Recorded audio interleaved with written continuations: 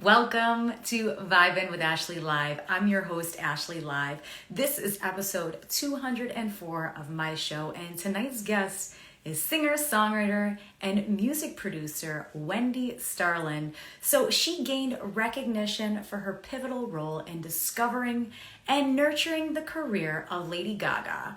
Wendy also mentored her own band Starland on the Access TV show Bandit, guiding them to victory as they won the entire competition. I'm so very excited to welcome Wendy on my show. She's had such an incredible career, and I'm excited to talk to her all about it. So, Wendy, whenever you're ready, come on in and let's get this party started.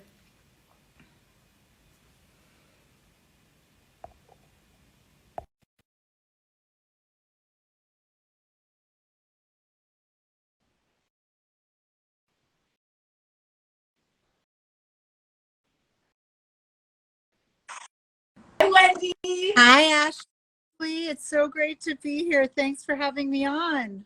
You're so welcome, Wendy. You're in a tropical, beautiful, sunny place, and I'm so happy that you're taking the time out of your day to come on my show and chat more about your incredible music journey. Thank you. It's awesome. It's so great to be here. And you are the best host. So thanks for having me on. Oh, thank you so much. I appreciate your kind words. I know we talked on the Bandit podcast, but I just want to get to know the incredible woman behind Wendy Starland and how you became to be the powerhouse that you are today. Thank you. Absolutely. Let's get into it. Wonderful. So, starting with your formative years, can you share with us the significance of music in your life and how it shaped your upbringing? I would say in my formative years, I was born and raised in New York City, and I had a babysitter growing up named Rosetta Atkins, and she was a gospel singer from down south. So she really taught me everything I knew. She brought me home from the hospital. I literally, since I was an infant, had her in my life, and she taught me to sing as soon as I could speak. So I was literally learning how to mimic both male voices and female voices, and tone and timbre, texture, and how I was learning techniques from an early age. I didn't realize that I was, but by the time I was 7, I was starting to choose which type of texture I wanted to have in my voice, how I wanted to express each note. And 7 is when I started actually writing songs and composing, and I composed on the piano. My father played classical piano, and my uncle was a rocker who played with the likes of Bruce Springsteen and the Allman Brothers and Black Sabbath. So I really had a lot of musical influences around me. And I started combining them. And so that was really the start of it. Wonderful. Well, thank you for bringing us back to those years as a child. So you started composing at 7. When you were a kid and you were listening to albums and CDs and stuff like that, were there any groups or musicians that really had a number on you and you're like, oh my gosh, I'm in music because of this person or this particular group? Absolutely. So, all of my friends were, growing up on Madonna, and, everybody's like first record was like Take On Me by AHA and all this stuff. And my uncle wanted to be a huge musical influence in my life, which he absolutely was. And he said, I am going to give you your first record. And it was Synchronicity by The Police, which to this day is my favorite record. I mean, I just love everything about it. And it's such complex music with incredible melodies and an awesome spirit about it. And Sting went on, as his solo career developed, it went on in a jazzier direction, which I also loved because of the complexity of his compositions. And things that the common listener wouldn't even realize, how he changes time signature from verse to chorus. And anyone in music who really understands how difficult that is to achieve understands the beauty of creating a pop song, or, you know, a song that can be consumed by anyone and have all of this complexity to it, you know, that just sounds seamless. It's truly remarkable. Yeah, and I think Synchronicity by The Police, especially when you think of 80s legendary music, you think of all the music that he created with The Police. And then when you talk about his solo career and all of the incredible music and that he's given us over these years. Now, do you still have that album in your collection? Of course I do. I will always have it in my collection.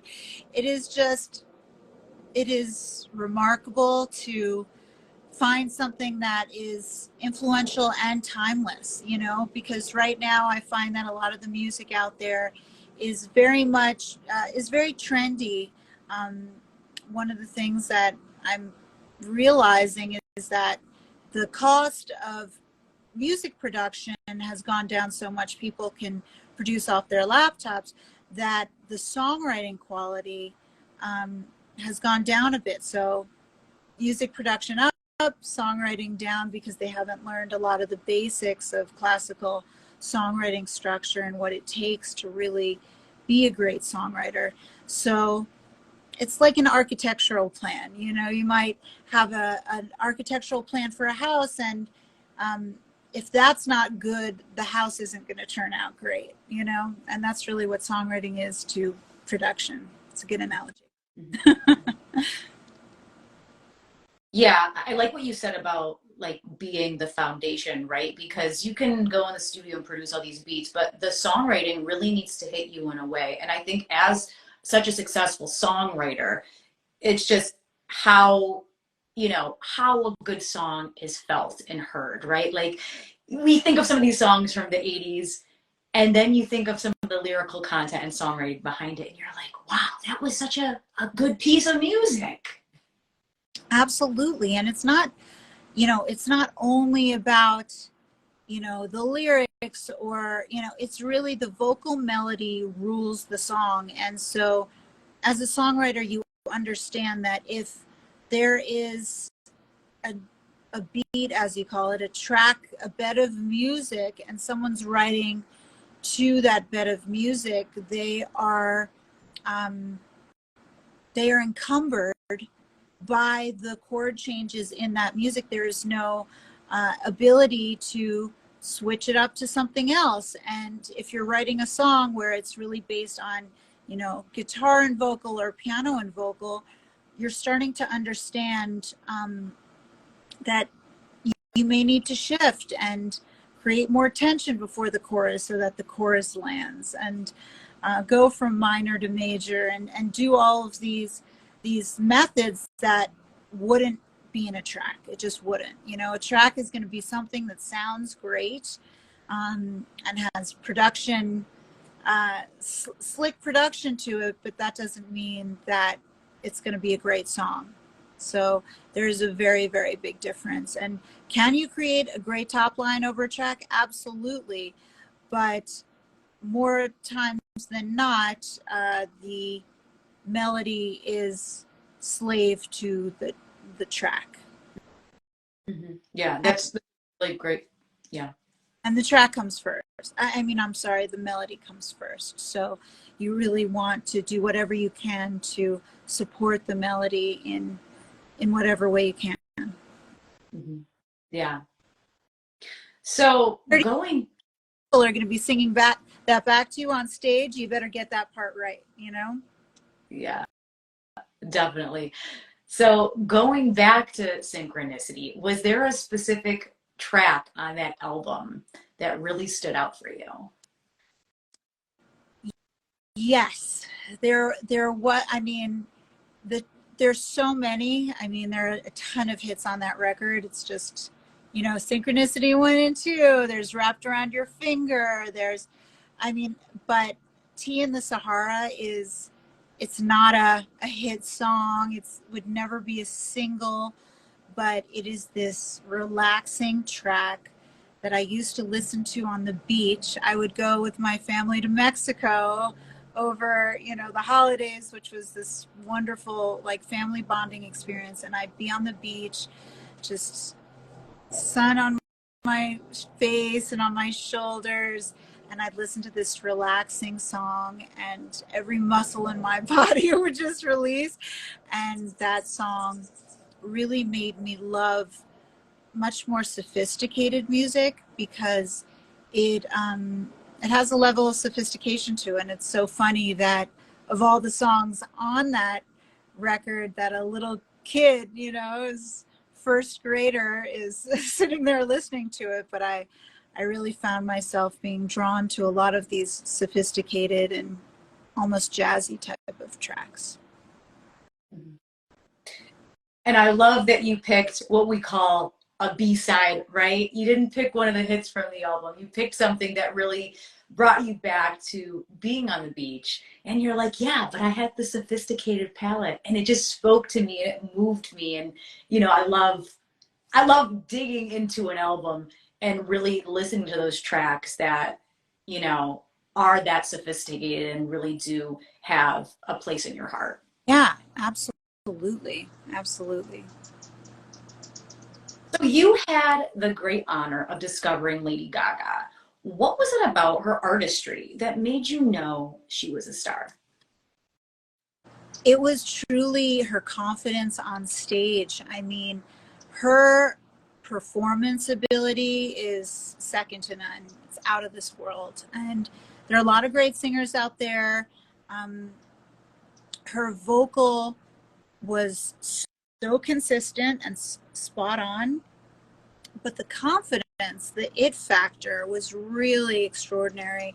And I said, I know that I know how to write a song. I know how to produce a record. If I can combine an artist with, my gift for songwriting and production and my partners, then I will really have something there, because she could sell it from day one. Whatever she was singing, she could sell it. Mm-hmm. Yeah, I love what you said about her confidence as an artist. I think when you see somebody live, there's a feeling and an energy that you get in that room, and you can't deny it, right? Absolutely. I mean, we were in a small, the first time I watched her perform, we were in a small venue that probably fit, 350 people, but she was singing as if it was to the back of the stadium, and her movements, her charisma, her fearlessness, it was just extraordinary. Such an undeniable talent. So your career has allowed you to work alongside and open for some incredible artists like Sheryl Crow, Snoop Dogg, and many more. Could you tell us about a memorable experience you had while collaborating with some of these other artists? Well, I would say on the songwriting side, I collaborated with Moby, which was really awesome. And there was a lot of extraordinary experiences there. I collaborated with the Wu-Tang Clan. That was such a story. But when you say collaboration, do you mean opening up for, or do you mean writing? Both. Well, opening up for Sheryl Crow and Jack White, that was in one concert, which was totally phenomenal. It was at the Michigan International Speedway, where they have the NASCAR races. So it was massive, and it was sold out, and so many people there.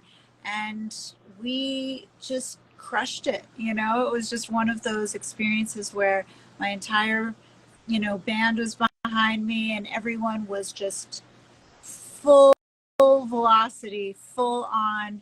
And the crowd, who had never heard these songs before, were totally into it. And that was such a phenomenal experience.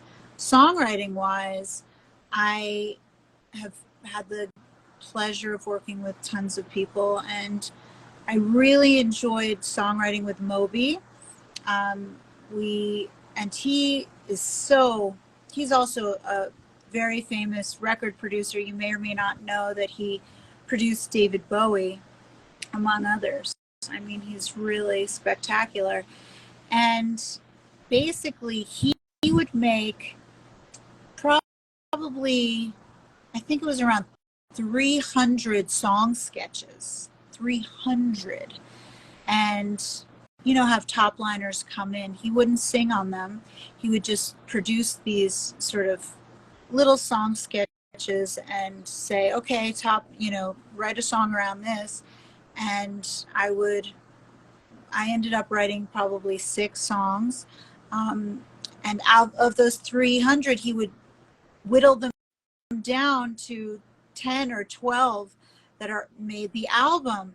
So it was like, oh my God, the pressure, like, you really want to do your best job. And what was so insane about this was it was during the MySpace days. So this was like 2006, 2007, around that time. And on MySpace, I'd gone to #1, I think it was either 7 or 8 times.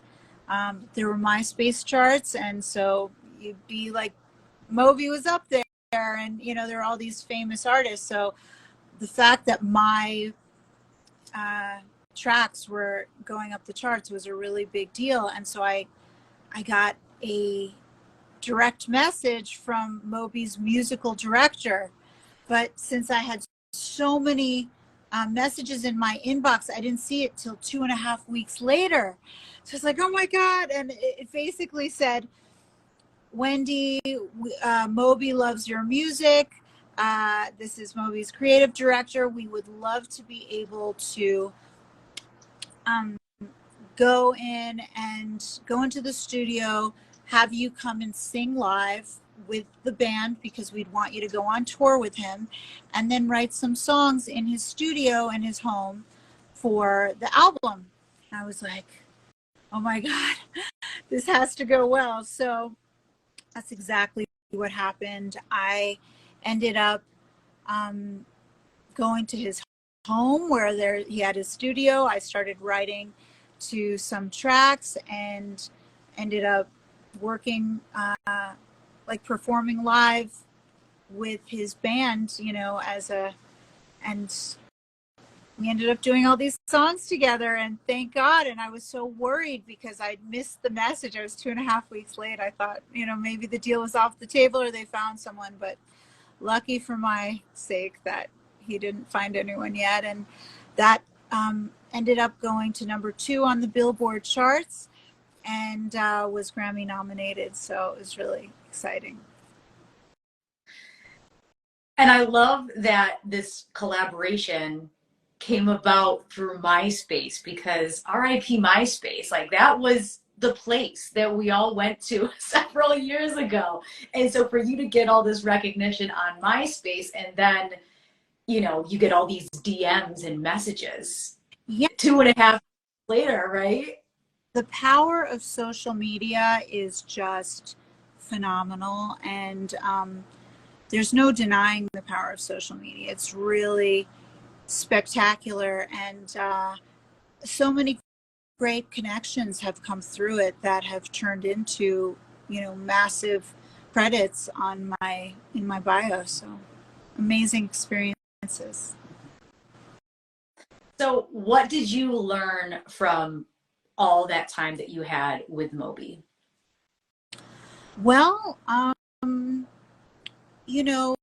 it was interesting about learning more about production. I mean, he is such a perfectionist and a scientist in the studio. He's phenomenal. He's also he had no mirrors in his home, so there's just like zero ego. It's all about the music and all about being himself, and very true to himself, very authentic guy. And what did I learn? In terms of what I learned, I just learned about how to collaborate with someone who's an incredible artist who is more about matching the top line to the production in a way that is less about making the hit. You know, most of the time when I'm doing a top line, it's all like, okay, what's going to be a radio hit? He is the most licensed artist in history. I don't know if you realize that, but the most licensed, more than the Beatles. So the fact that his is all about the vibe and so because it's licensed to commercials and movies and things where there's something else going on in the foreground. So his was more about the feeling than the melody taking you away from, you know, in its own thing. It had to match with the visual. Yeah, I think when you look at his music over the years, it always brings out that emotion. Like you could watch a movie and be like, yeah, this Moby song would go perfect over this aerial shot. Exactly.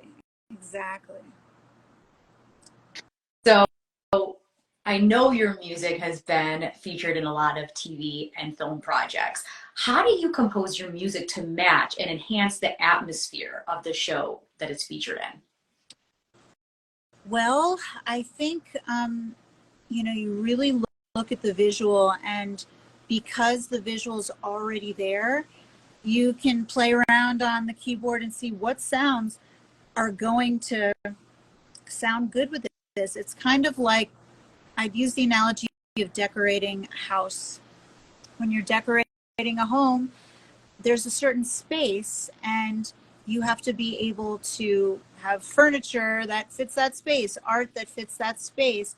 It's more about the environment that's already exists with the visual, and then finding the sounds that are appropriate to that. So it's not a free range of what you want to do and hope that it fits in there. You're really creating something very specific to ensure that it enhances the viewer or the listener's experience.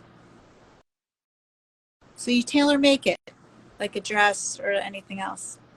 Right. Right, because when you watch a movie, you watch a TV show, that music just amplifies the emotions that we're supposed to feel as viewers. That's right. So, Wendy, I just want to say congrats on your success with your band winning Access TV shows Banded the very first season. Can you tell us a little more about your band Starland and your journey on the show? Well, I feel so lucky that we won. I'm so proud of Starland for doing such an incredible job.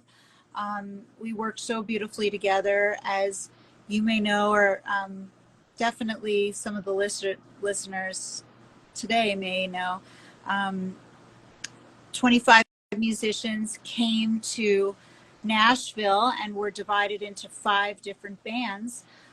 And those bands were each assigned a songwriter producer like myself, and we were responsible for the quality of the song, producing the records, the stage show, the look, the feel, and each band then performed in front of a live audience at basically the Musicians Hall of Fame, Nashville Municipal Auditorium, where it's a 10,000 seat arena for 3 judges, and they had to kill it in front of a live audience every week. And so each time we would be tasked with a song, an anthem or a power ballad or an inspirational song, or you know, just all of these different types of songs. And so half of it was following the instructions of, okay, does this really sound like a power ballad? Does this really sound like an inspirational song? What makes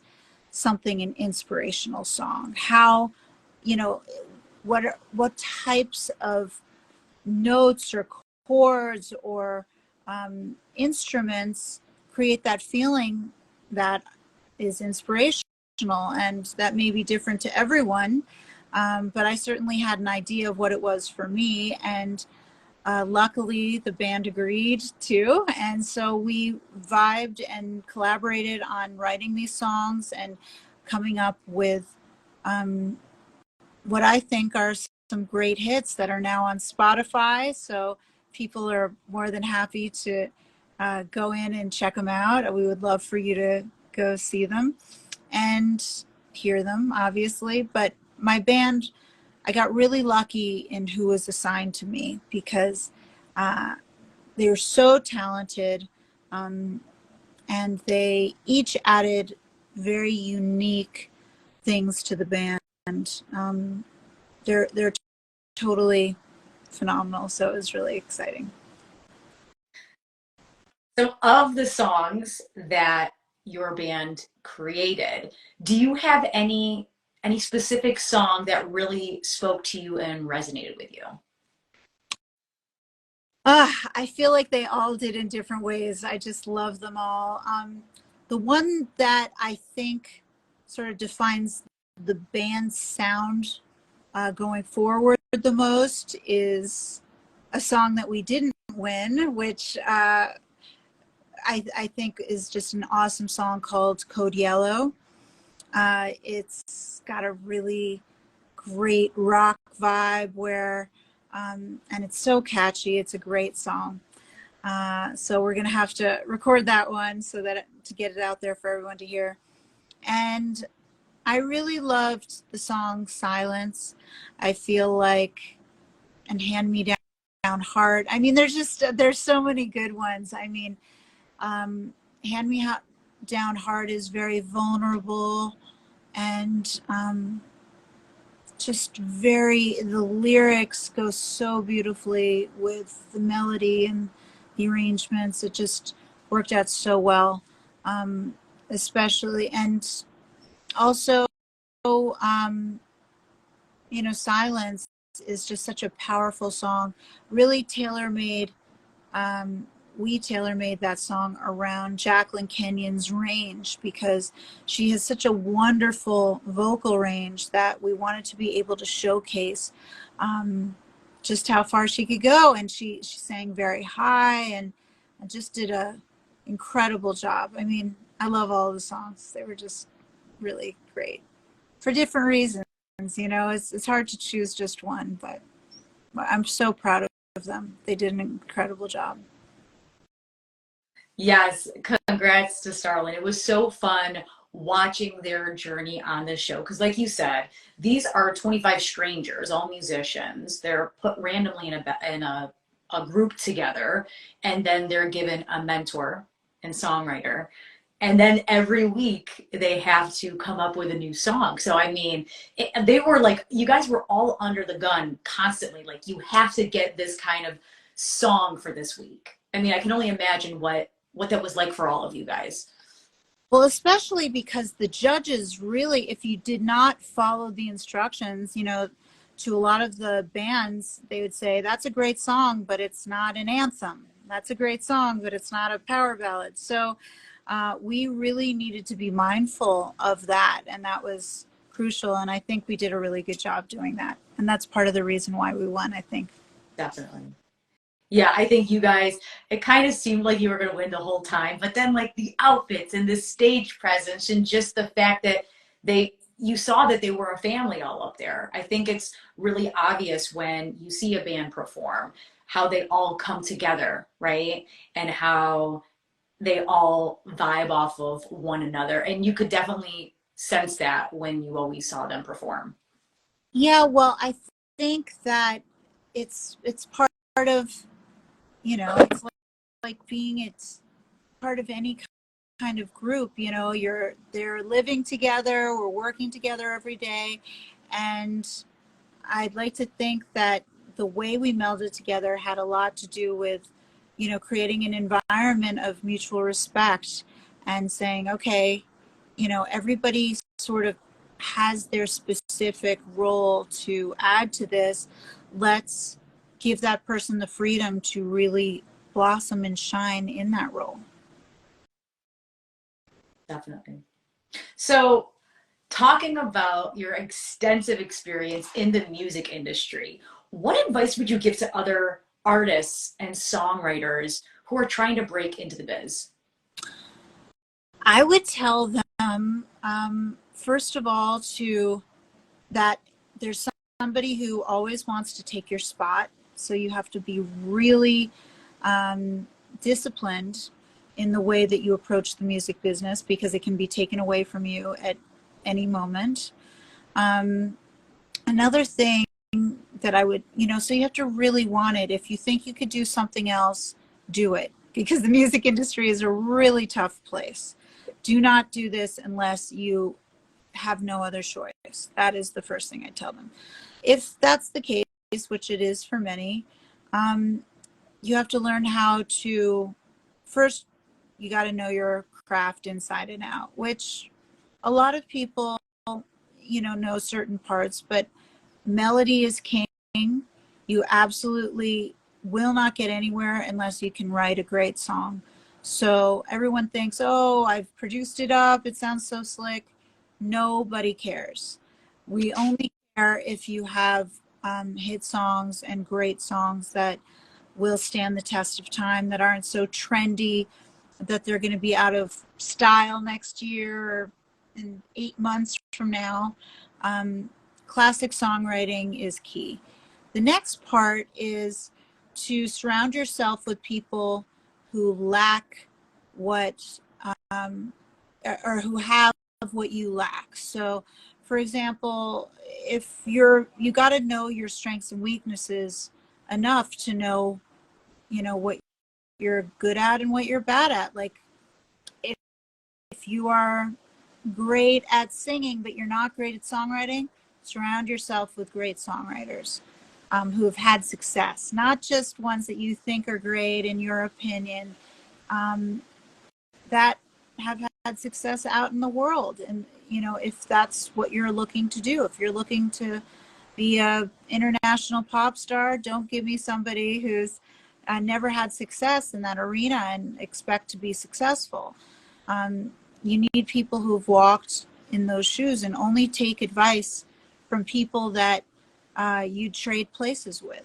You really need to have an incredible network around you who is willing to support you and rally around you to become your best self.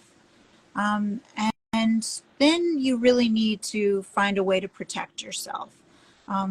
Protecting yourself is very difficult in any industry, but the music industry is particularly difficult.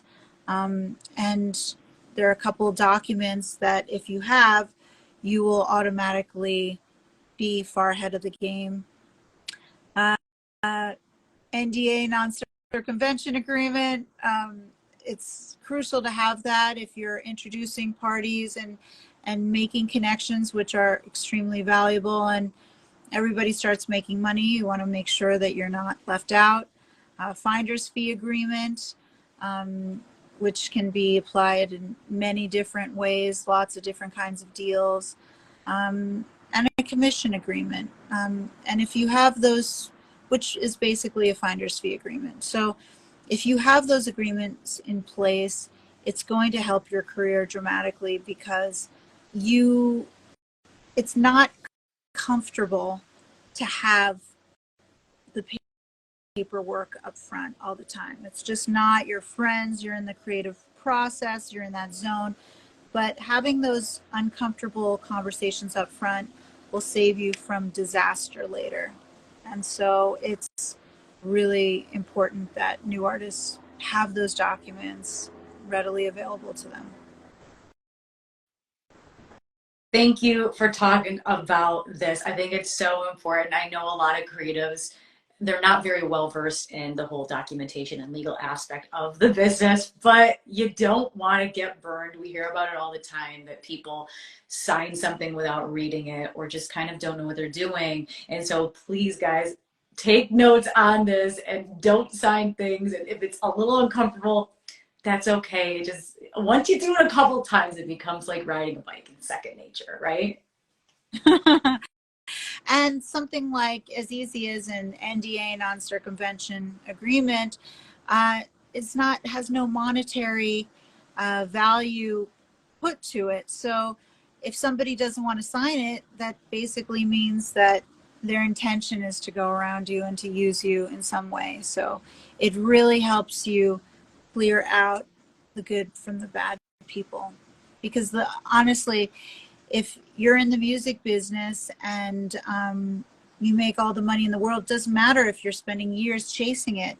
So you just want to be in business with good people. It's crucial.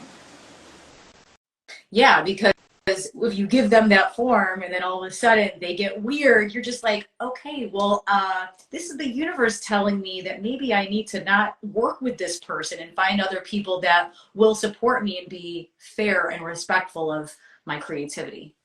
Well, it's really difficult because finding great people in the music business, you want every opportunity you can get. You've worked so hard for those opportunities. And so the last thing you want to do is reject any opportunity because you think that there's a finite amount. But trust me, there'll be more. Have faith.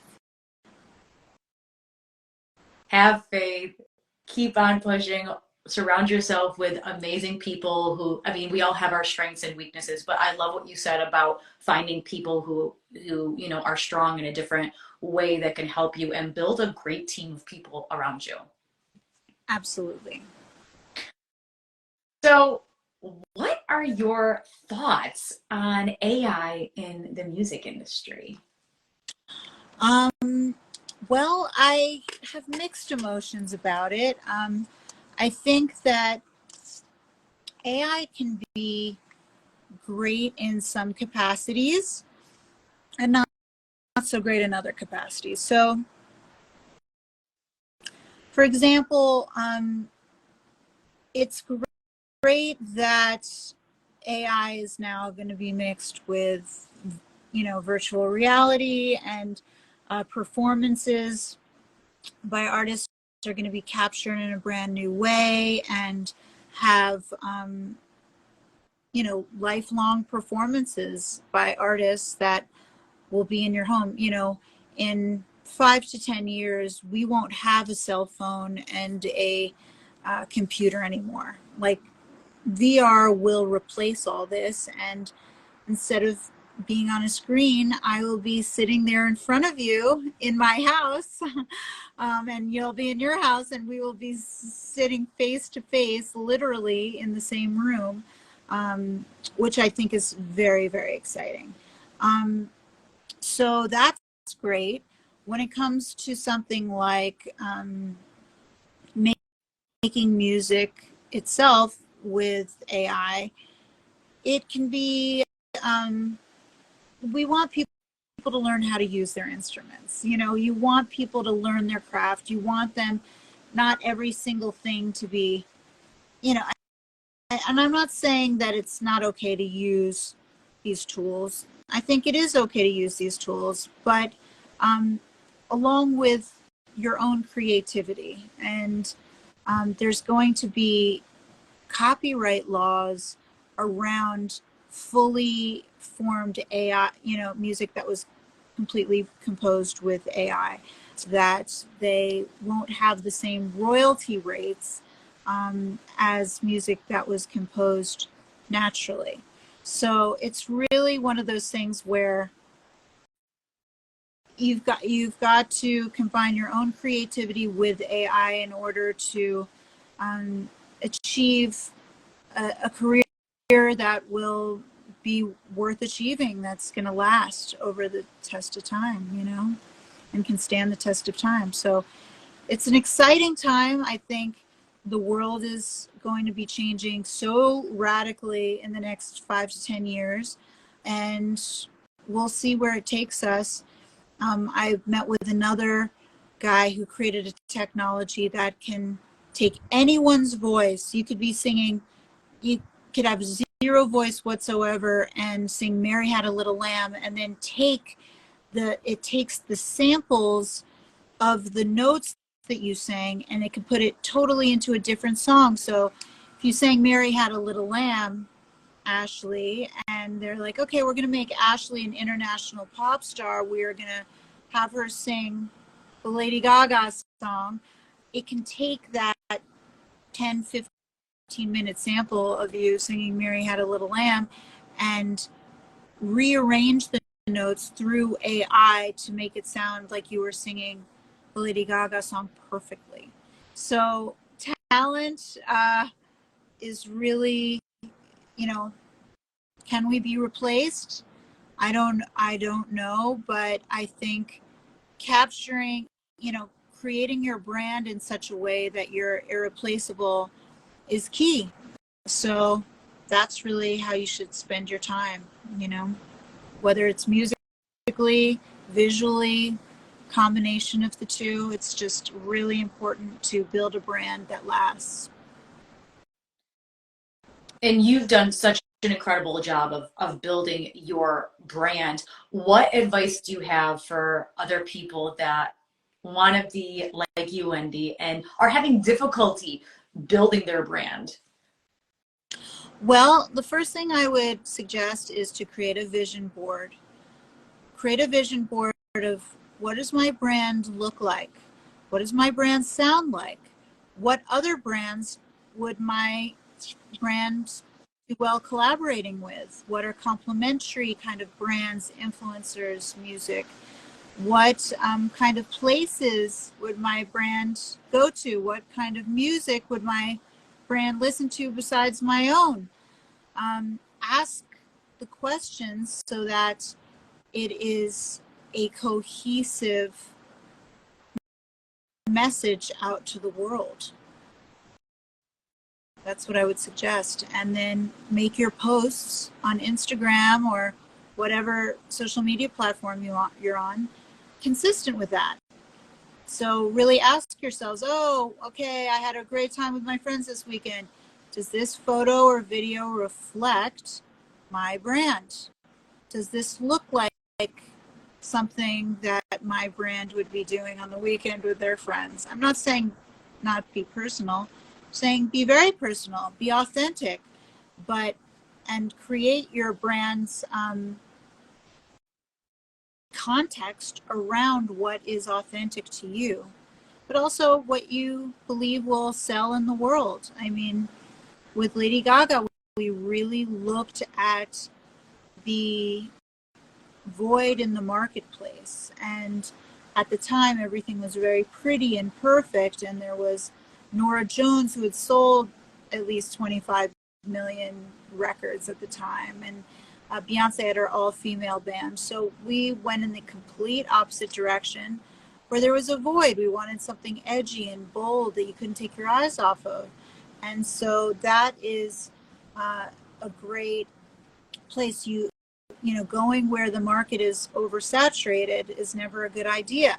They don't need 10 more Lady Gagas. Now they got one. And so now it's time to try something else that is completely unique and different. And that's what people should do. To create their brand, they need to be consistent and hopefully original, but not so out there that nobody can relate to it either. You have to keep a balance of the two. Definitely. I think that's great advice. Like you were talking about Lady Gaga, but then you think of Billie Eilish. Like Billie Eilish was the first one to really kind of bring like that sad face to pop music, right? And now we have all these other, we have several people that sound like Billie Eilish, but there's only one. So just authentically be yourself. Absolutely. Yeah, there were tons and tons of Lady Gaga sound-alikes after we released that record. So anyway, yeah, be true to yourself, but think about, what makes you special? What differentiates you from anyone else? Why is someone going to want to buy your music or your brand or whatever it is you're selling? And you have to look at yourself objectively, and maybe have friends or family members also tell you what they think is special about you that differentiates you from others. And that might also be good input. I like what you said about family and friends, right? Because I think the people closest to us can tell us, oh, we think you're good at this, or we see you in dresses all the time, and like we look to you for fashion advice. And I think, yeah, the people around us can really show us things about ourselves that we don't necessarily see. Absolutely.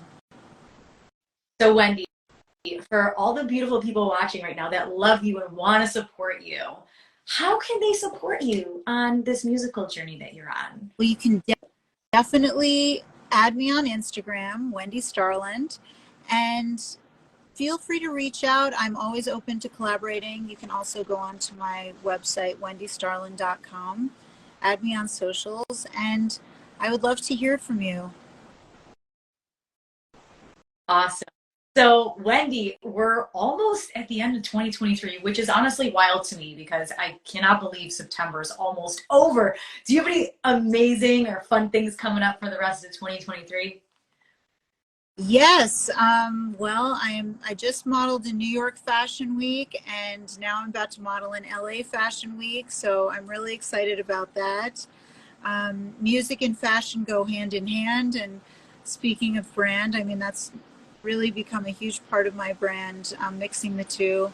And it's taken me all over the world, Paris, Milan, Dubai, Abu Dhabi. Got to model in all of those fashion weeks along, with Forbes. Had a fashion show for International Women's Day where I got to model alongside huge supermodels like Paulina Poroskova and Tyra Banks and amazing, amazing people. And so I love doing that. I'm also developing an artist right now, and I'm really heading into technology as a way to enhance music. So I'm creating a platform right now called Music Soul, and it is a streaming platform that would be a competitor to Spotify, but it's much more comprehensive. It's basically a dashboard that can also be white labeled and integrated into um, various companies' dashboard that want to increase engagement. So it's everything an artist needs to blow up. And not only an artist, it can be a brand, a comedian, a politician, anything. But it's all of the things we've sort of talked about in this interview.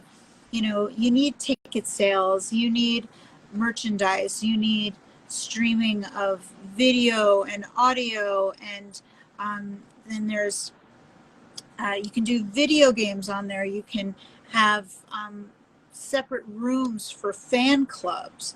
You can have, you know, donations to things. You can have tour schedules and meet and greets and prizes. And it's got a ton of functionality that can be applied across various different verticals.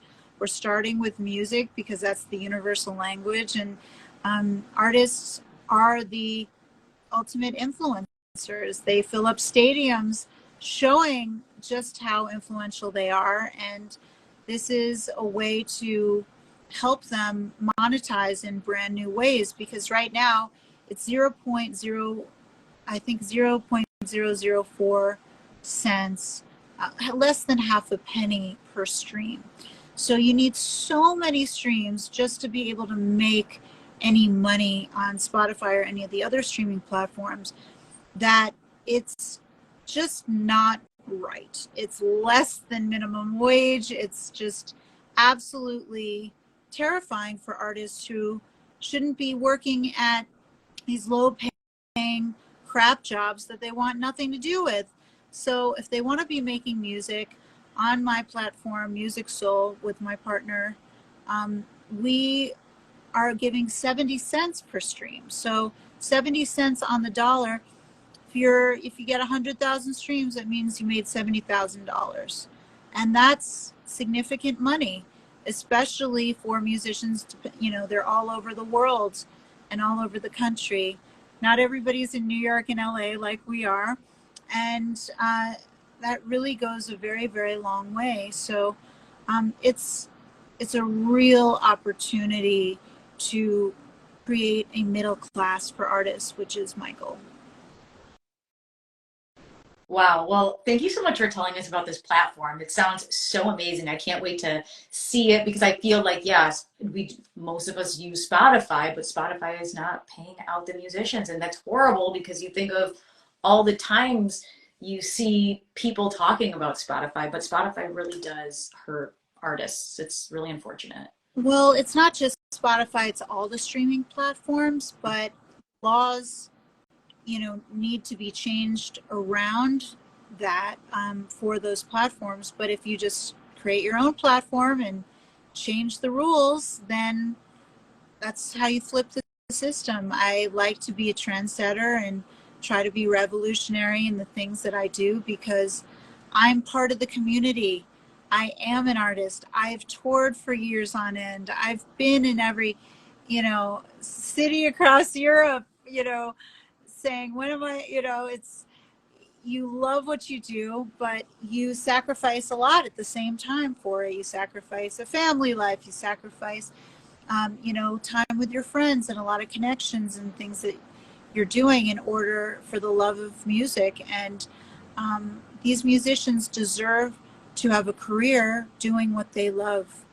And I want to create a community and a place where they can do that. They can talk about, even the uh, charities that they're passionate about. It makes it much more comprehensive of who you are as a person, not just the music that you are putting out into the world. And I think that that's telling a story that needs to be told. Yeah, I totally agree. I think it's so important that musicians tell their story in a different in multiple ways, right? So, Wendy, this has been so amazing. I thank you so much for coming on my show. That's all the questions I have for you this evening. But Wendy, do you have any final words for the room? I just want to tell everyone that I think very exciting. It's a very exciting time ahead of us. So as much as technology, everyone's sort of fearful for their jobs. Is everything going to be replaced by AI? Do not fear. There is going to be incredible advancements that also help creativity expand far and wide. And it's an exciting new time. So embrace the future with happiness and grace. I love that. Love that so much. Wendy, thank you so much for coming on my show. Thank you for your honesty and vulnerability and giving us advice about AI and just music business. I think it's a very important conversation to have. And this is definitely going to help a lot of people. Thank you, Ashley. Love being on here with you. Yes, this was so much fun. Wendy, enjoy the rest of your evening. And peace and blessings to you all. I can't wait to see what you do in the future. And with this platform, very excited to hear more about it. Thank you so much. You're welcome. I'll see you. Follow Wendy Starland, and I'm looking forward to seeing you soon. Yes, of course. So guys, if you don't already, please make sure to follow Wendy Starland. And if you're new here, I'm Ashley Live. This is Vibe with Ashley Live. Wendy, thanks so much. I really, really appreciate you coming on my show. Come on anytime to talk about anything music related. Even if you don't want to talk about music, you can still come on and we'll have a good chat. Perfect. Thanks, Ashley. Thanks. Have a good one. Talk to you soon.